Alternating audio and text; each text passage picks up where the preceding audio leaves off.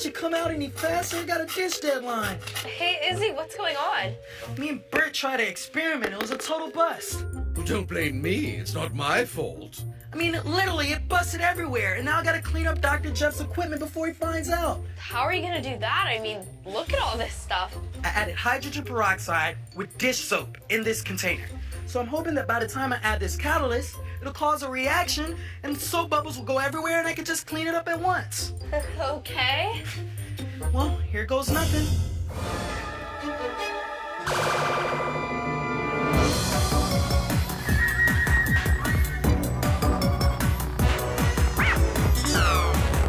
Well, I think that qualifies as tons of bubbles.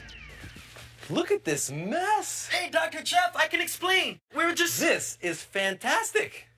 It It is? is? By combining two substances, you created a reaction, and that's exactly the lesson I wanted to cover today. I knew that. That's why I did it. Awesome. I'm Dr. Jeff Vinegar, and today we'll explore the science behind chemical versus physical changes. But you still gotta clean all this up. Oh, man. We'll discover the differences between chemical and physical changes by mixing, burning, and blowing up our test materials. We'll show that both chemical and physical changes are all around us.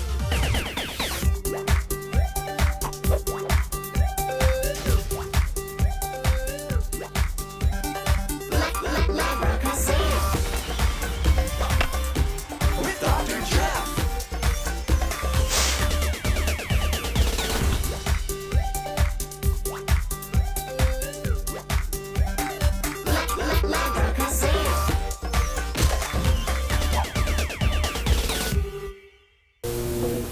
Welcome to Labracazam, where we make science make sense.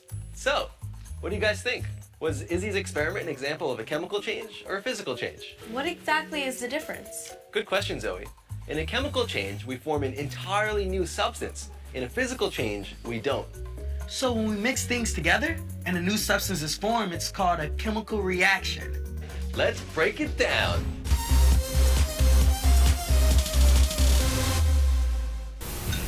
This is a banana. 12 years of college, ladies and gentlemen. If I chop this banana into little tiny pieces like this, is it still a banana? Did we make a new chemical? No, that's still a banana. Which makes it a physical change. Right. But what if we turn the banana into a shake? Next, let's add those berries.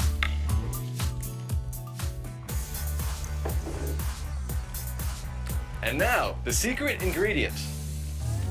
Hot dog. Well, it is a source of protein. Go ahead.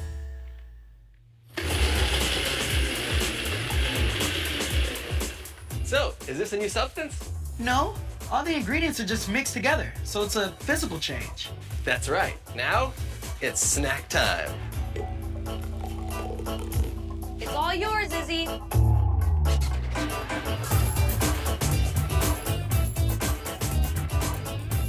Hey, it's chewy, but it's pretty good.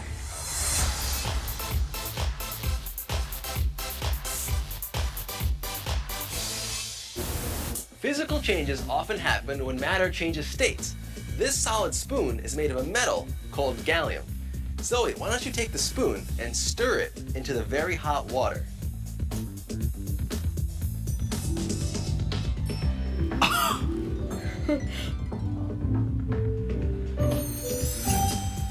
When you put the spoon into the hot water, it causes it to melt. Right? But the shiny liquid at the bottom is still the same metal. So it's not a new substance. And it's a physical change. Correct. It also makes a really good prank.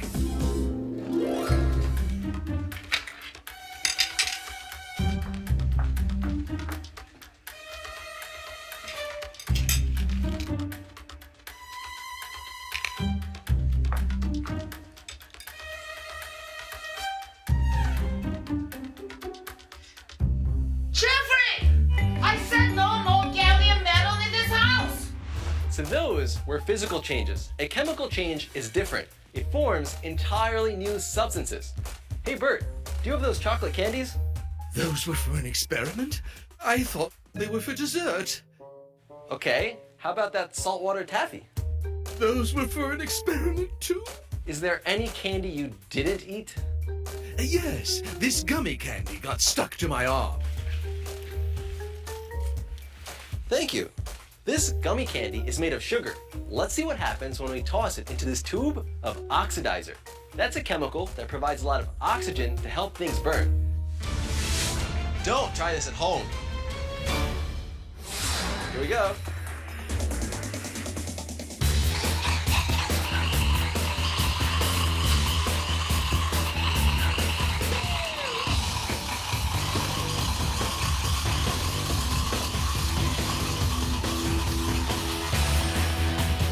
Now that's a chemical reaction. The gummy candy burned up, forming entirely new chemicals, like this carbon. Gummy candy? Oh, no thanks. I'm actually pretty full from that hot dog shake.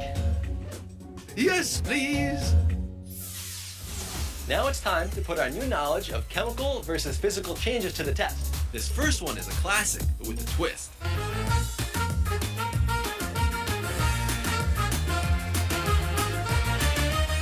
Twist, get it? No.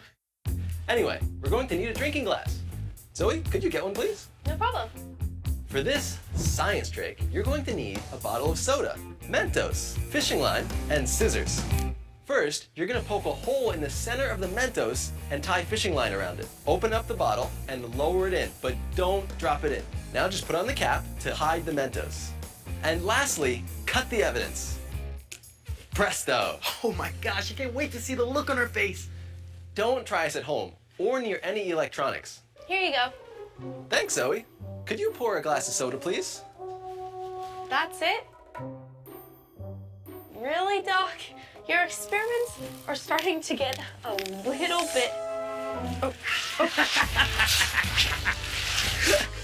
This is everything I dreamed of. Don't worry, Zoe. You're not the only one that fell for it.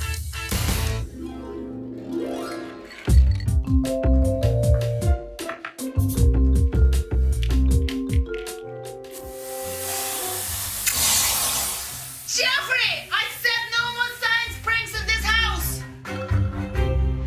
So, was the foaming effect caused by a chemical change or a physical change? Well, when you add the candy to the soda, it created a gas, so I say chemical change. I think the gas is already trapped inside the soda, so when it's released, it's not a new substance. I say physical change. Let's take a closer look. I'm gonna take a balloon and put the candy inside like this. Then I will put the balloon on top and allow the two to mix. If the gas we're collecting now is also carbon dioxide, then we did not make a new substance. I'll release this gas into this container. Hey, Izzy, please light these candles for us.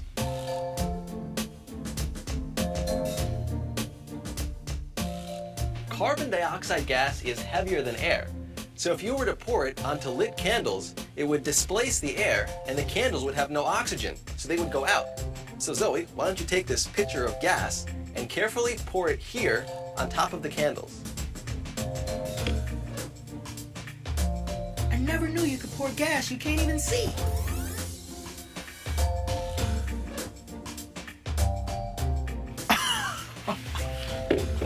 Whoa, so that means it really was carbon dioxide. Labracazam. Conclusion. Combining soda and the candy released carbon dioxide gas, but the gas was already in the soda. That means it's not a new substance, it's a physical change. Don't try this at home. Let's try another one. This time, we're gonna use this yellow liquid and this zinc metal. I'm simply gonna take some of the metal and pour it inside. What do you think is happening? Well, this must be a chemical reaction because there wasn't any gas. I mean, there's a lot now. But maybe the liquid's just boiling, which will make it a physical change. Both good theories. Let's try it out with a flame test. For that, you will need a flame. If this gas is carbon dioxide, it will extinguish this flame. If it is hydrogen, it'll make a little pop because it's flammable. And if it's oxygen, this flame will burn brighter. Let's try it out. I'm going to collect some of the gas like this. And once it's full, I'll bring it close to the flame.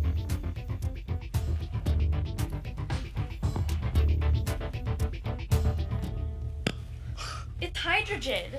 Hydrogen, a flammable gas less dense than air, often identified by the characteristic puff when it is burned in a flame test.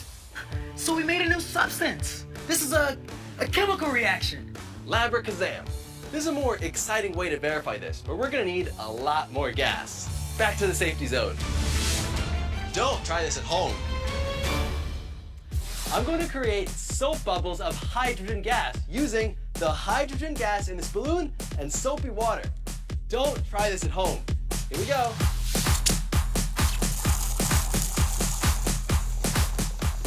Izzy, I know you love bubbles, so hold up that tray. I'm gonna put a lot of bubbles in it.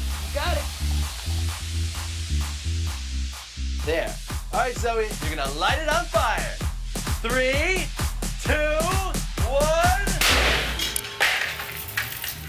Labracazam! That was awesome. Can I be excused to go to the restroom, please? Our test confirms it's hydrogen. Chemical and physical changes happen to us and around us every day. To check out some more examples, let's cut to some real-world science.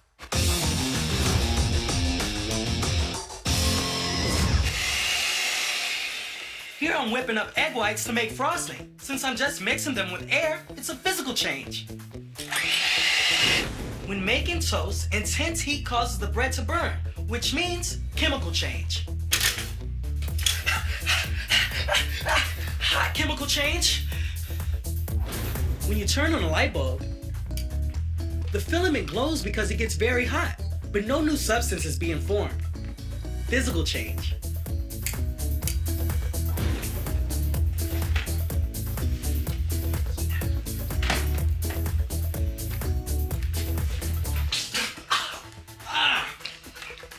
Spoiled milk! The sugars in milk called lactose are converted into lactic acid by microbes, making it sour and barfy. Chemical change. Now let's check in with Zoe with some do-it-yourself. This expired in 2012?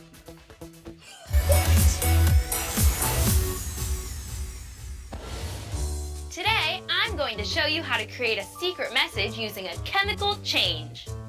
You will need Q-tips, baking soda, a cup of water, a measuring spoon, a regular piece of paper, and blackberries. Start by mixing 2 spoonfuls of baking soda into 1 cup of water.